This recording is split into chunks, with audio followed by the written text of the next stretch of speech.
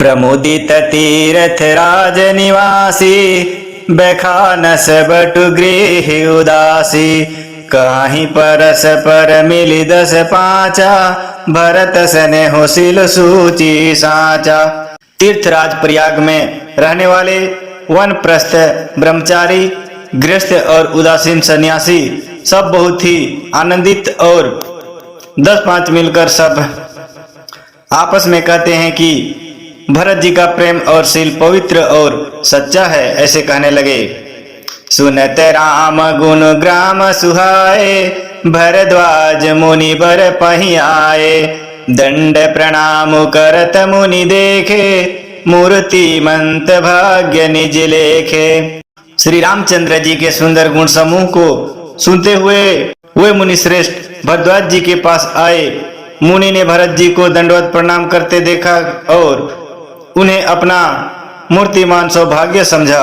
धाई उठाई लाई उरलिन्ह, दिन आशीष कृतार्थ किन्ह। आसन दिन नाय सिर बैठे, चहत सकूच गृह जनु भजी बैठे। उन्होंने दौड़कर भरत जी को उठाकर हृदय से लगा लिया और आशीर्वाद देकर कृतार्थ किया।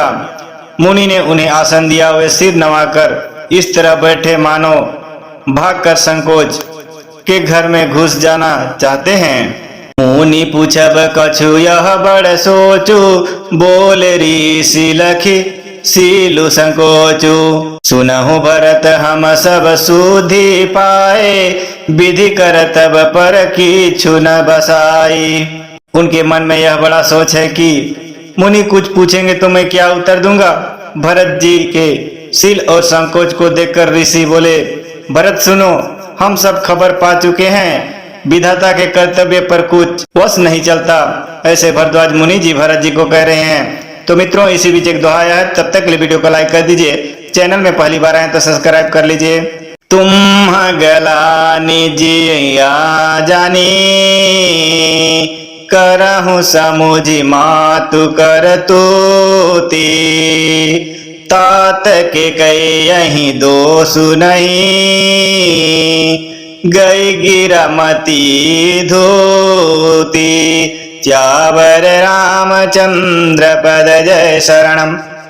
माता की करतूत को समझकर याद करके तुम हृदय में गलानी मत करो। हे तात, के कई का कोई दोष नहीं है, उसकी बुद्धि तो सरस्वती बिगाड़ गई थी। ऐसे भरद्वाज मुनि भरत जी को कह रहे हैं। यह कहत भल कहाई न को, लोक वेद बुध सम्मत दो। तात तुम्हारे विलम्ब जसु गाई, पायहि लोक वेद बढ़ाई। यह कहते भी कोई भला न कहेगा, क्योंकि लोग और विद्वानों को मान्य है। किंतु हे तात, तुम्हारा निर्मल यश गाकर तो लोक और वेद दोनों बढ़ाई पावेंगे। ऐसे भरद्वाज मुनि जी भरत जी को कह रहे हैं। लोक वेद संबत सब कहाई, जहि पितु दे राज सोलाई। राव सत्य व्रत तुम मही बोलाई, देते राज सुख धर्म बढ़ाई। यह लोक और वेद दोनों को मान्य है और सब यही कहते हैं कि पिता जिसको राज्य दे वही पाता है। राजा सत्यवती थे, तुमको बुलाकर राज्य देते तो सुख मिलता, धर्म रहता और बड़ाई होती। राम गवनु बन अनरथ मूला, जो सुनि सकल विश्व भय सूला। शोभावी बस रानी अयानी, करी कुचाली अंतहु पछितानी। सारे अनर्थ की जड़ तो श्री रामचंद्र जी का वन गमन है, जिसे सुनकर समस्त संसार को पीड़ा हुई। वह श्री राम का वन गमन भी भाविवश हुआ। बेसमझ रानी तो भाविवश कुचाल करके अंत में पछताई। तहां तुम्हार अलप अपराधु, कहे सो अधम अयान असाधु।